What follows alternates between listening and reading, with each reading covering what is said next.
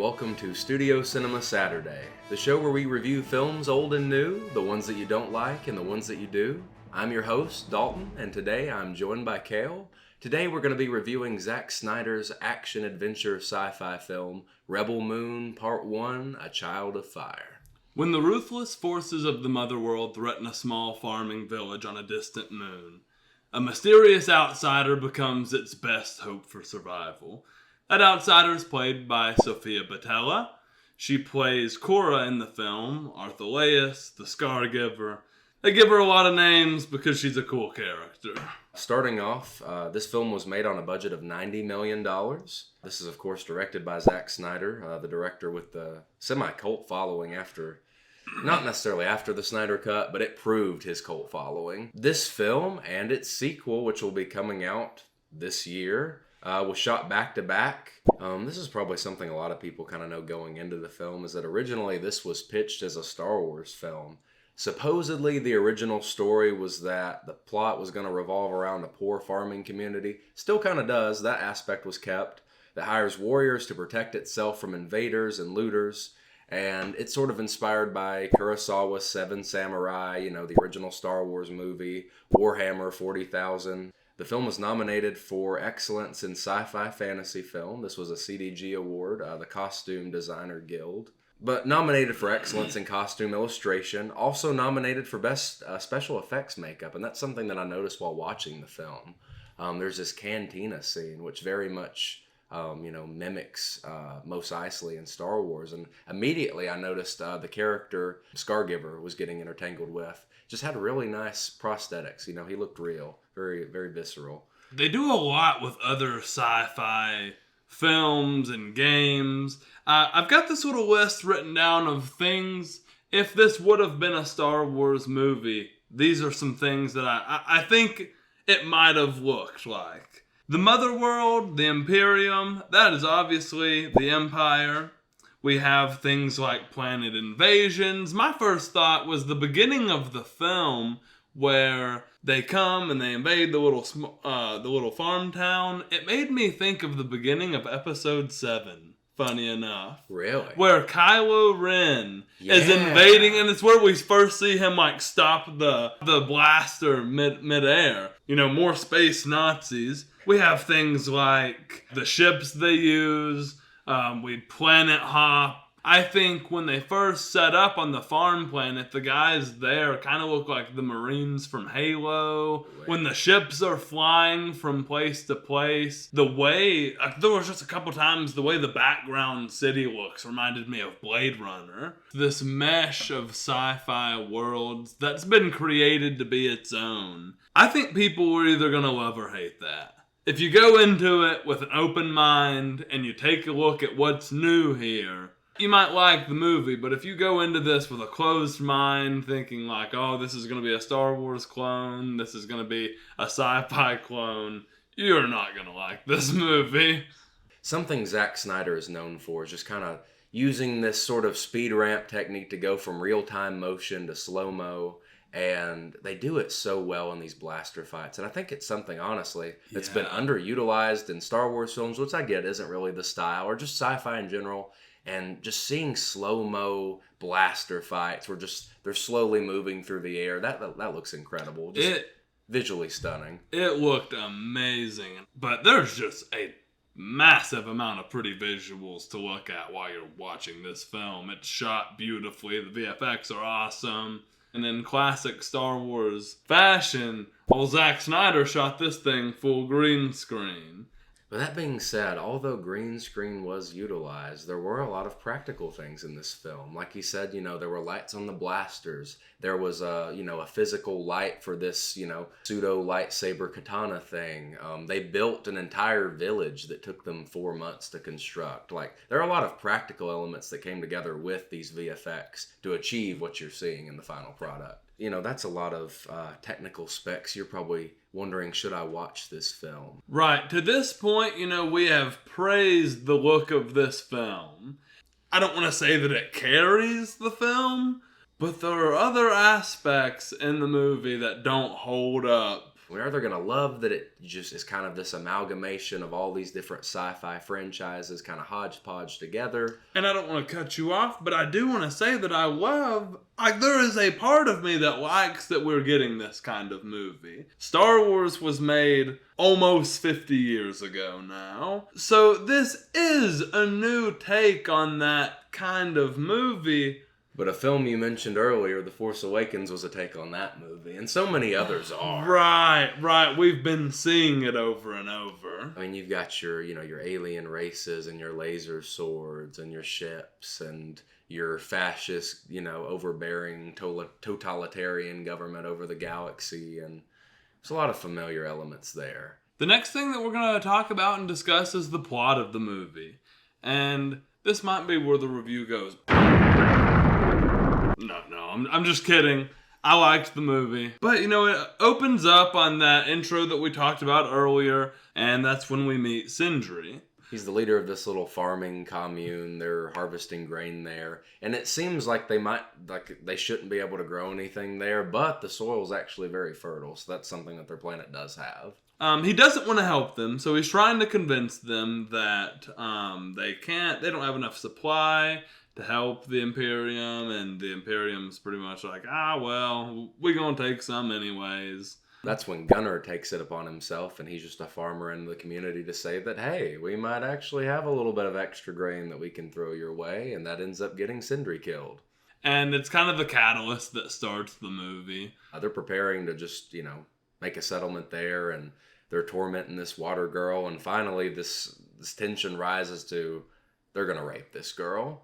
And this is whenever, what's her other name? Cora. This is kind of when she has her first act of heroism, because initially, she's planning to run. She initially has no interest in being the hero of this movie. And then that's whenever she saves the girl, and you kind of get this first fight scene, probably one of the weakest fight scenes in the movie, in my opinion. The Imperium, they brought along these robots that are, very human-like, and they can feel, and they're also waterproof and pretty robust, and they're interesting. And apparently they fought for the Imperium before the king was killed, and they kind of set up this whole thing that maybe he might be one of the companions joining them, but he never does.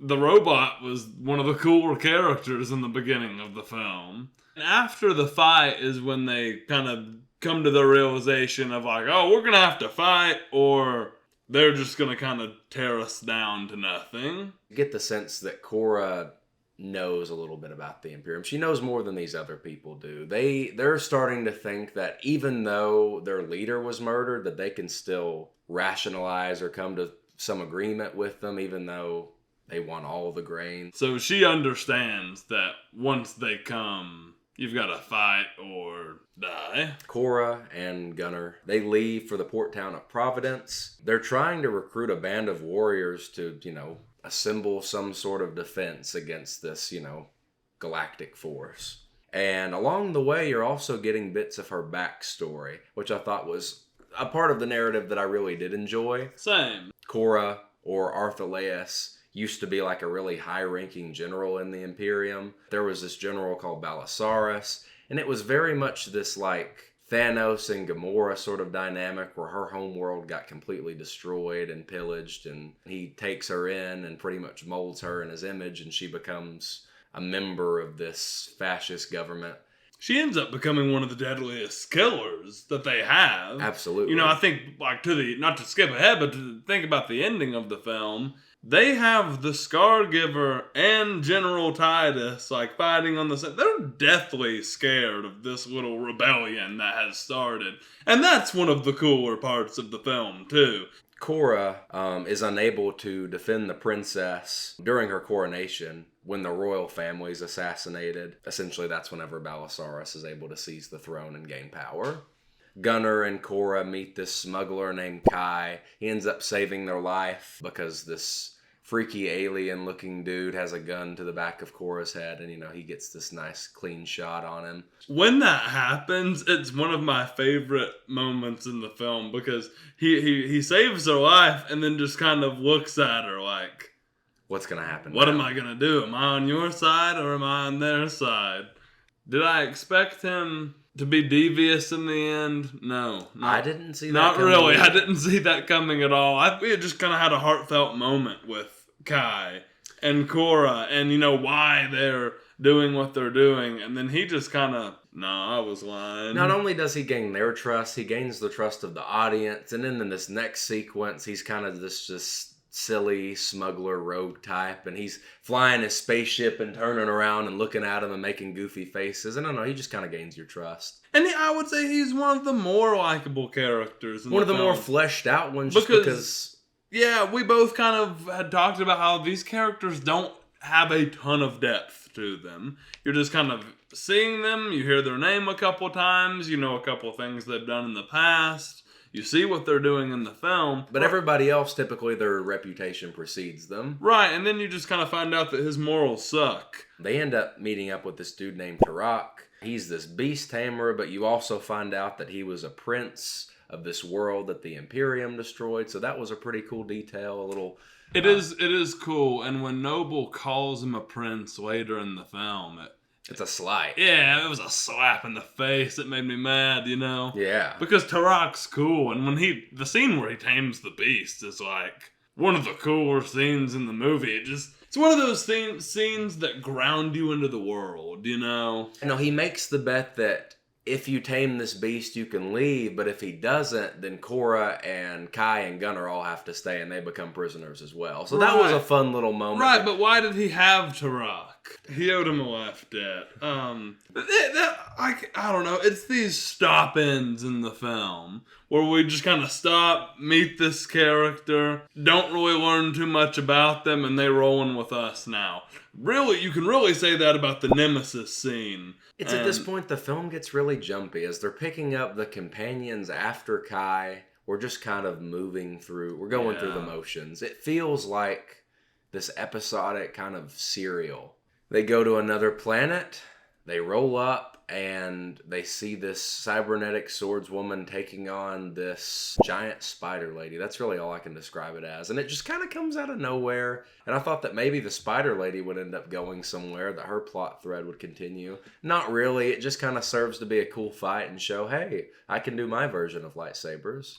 Right, and then we have a little conversation with Nemesis, and then she's just rolling with us from there on out. Her name may have been spoken once on screen. And some of the sci-fi details aren't fleshed out either. Like when old Ben Kenobi tells us about the Force. And then everything else you kind of see is so used that it's grounded. There are some of these things in this movie, I'm like, how does that work? But, there are a lot of details in this movie that I'd like to know a little bit more about in the world building. Absolutely. They get a lead on Titus, the former Imperium general. They find him on this remote moon. And they go to this Colosseum planet. And I think that what I was most disappointed at is when we get there, he's just kind of getting washed off after a fight. We don't get to see him do anything cool or anything like that. He's just he's got this overgrown beard and he's kind of depressed. And Korra's dirty looking. Korra's able to come in. His kind of backstory was that he surrendered and the slaying of the king and all of his men were murdered. And she kind of uses that to sway him towards her cause. She uses his shame. She uses his shame that he has for surrendering his men. And that makes for a cool conversation. Cool little plot in the film, but I wish we could have seen more out of Titus. Needed a little bit more meat. And I'll say, once he does join the crew, in the final fight, you really get to see his talents. He's cool in the final fight. He is a sharpshooter in that final shootout. I really did enjoy that. But other than that, he's just kind of there. He's just kind of a force. He's just another gun. And that's a lot of the characters. That is a lot of the characters. After they pick up Tarak, doesn't do anything really significant for the rest of the film. Then they meet up with the rebels that the Admiral Noble was initially looking for. They form an alliance with them, and they leave, and they take their forces, and then the Imperium catches on. They show up. They destroy this ancient squid civilization, which was interesting. Made for this kind of very uncomfortable scene where Admiral Noble just completely takes off this squid man's face with his cane. He's a very brutal character, by the way. Like, I really did enjoy him. He was very much fleshed out. Evil to a T. Yeah, and I'm sure he'll be more evil in the second one. This is something they established earlier in the film, which I'm glad they did, because if they hadn't have, then it would have came completely out of left field. But he's just kind of hooked up to these tubes in his chamber. It just kind of looks like he's lounging with evil. There's these big black tentacles kind of coming out, and he can hook into like his abdomen. And you don't really know what it's doing to him per se. I kind of thought maybe he was doing drugs or he was healing or something. One of those things that I would have liked to know a little bit more about. Lots of ambiguity. You know, trying to stay hopeful that the second film is going to answer a lot of my questions. One of the things that I judge a film on is its ability to stand on its own. Yeah. And I feel like they set up a lot of great things for the sequel in this film, but I don't know, it doesn't stand on its own enough. Finally, Kai tells Cora that he's essentially going to abandon his life as a smuggler. He has one last shipment to drop off. And that kind of leads us to our final showdown at the shipping yard. And that's whenever we find out that Kai's the traitor. And I'll say, this was an unexpected turning point in the film. Because for a second I'm thinking this film is going to end with them captured. There's not a very good, happy resolution to the end of this film. But then the old gunner ends up pulling a little sly move to free everybody and also kill Jax. They introduce Jax from Sons of Anarchy. Kill Kai.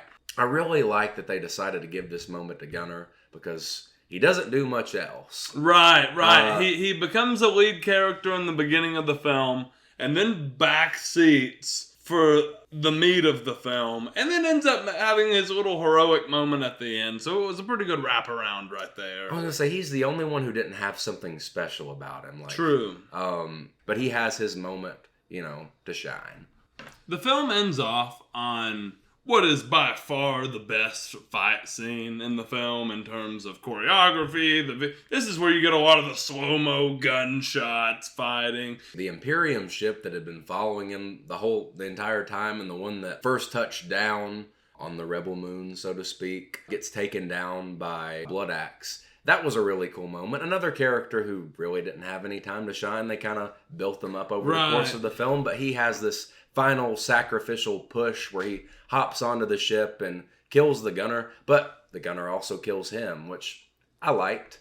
You kind of have this final duel between Admiral Noble and Arthur-Leus.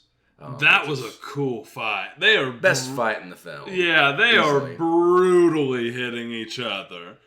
He knocks her off of the platform for a minute. She kind of wits her way back up, and they have a brawl. They return to the moon at the very end because they show Jimmy at the end. They do. So they hint that he's going to have a little bit, more of an important role in the sequel, which I enjoy. I think we've covered just about everything. My overall thoughts on the film, I give it like a 7 out of 10. I really like a lot of the filmmaking going on here.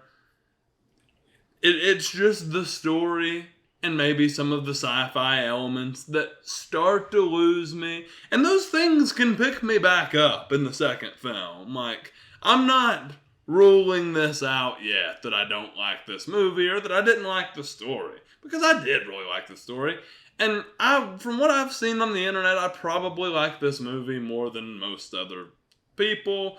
Definitely more than most other, filmmakers and filmmaker critics. 7 out of 10 is not a perfect movie, but I think it's a fun watch. And I definitely had fun watching this with Dalton and Garrett that you'll see all over the channel. Personally, and Grubbs. I scored it a 6 out of 10. To me, it was a good film. Not a great film, but a good film. Right. To me, it kind of felt at times this kind of mediocre amalgamation of all these other sci-fi properties. And that even though you kind of have this unique style coming from Zack Snyder, I don't think it's enough to really separate it at times from some of these other things, and that the pacing of the plot and how shallow some of these characters are, and the acting's not bad. I think everybody in the film gives an incredible performance. Everybody who worked on the film did a great job. I just don't think the characters got the shine. I think it all just boils down to the script. The script is everything. again, it's an entertaining watch. It's a 6 fun out of 10. amalgamation of sci-fi, you know. That makes homages to all the wonderful contributions to sci-fi that we've seen over the course of cinema, which, you know, hard to knock that. Really appreciate it. Can't knock that at all, and I do appreciate Zack Snyder for making this movie. Well, we hope that you had a good time watching this review. I hope it didn't run too long. I think we said, you know, most of the things we wanted to say about the film. I hope you watched and enjoyed Rebel Moon. If you didn't enjoy it, you know, tell us why. If you did enjoy it, tell us why. I want to hear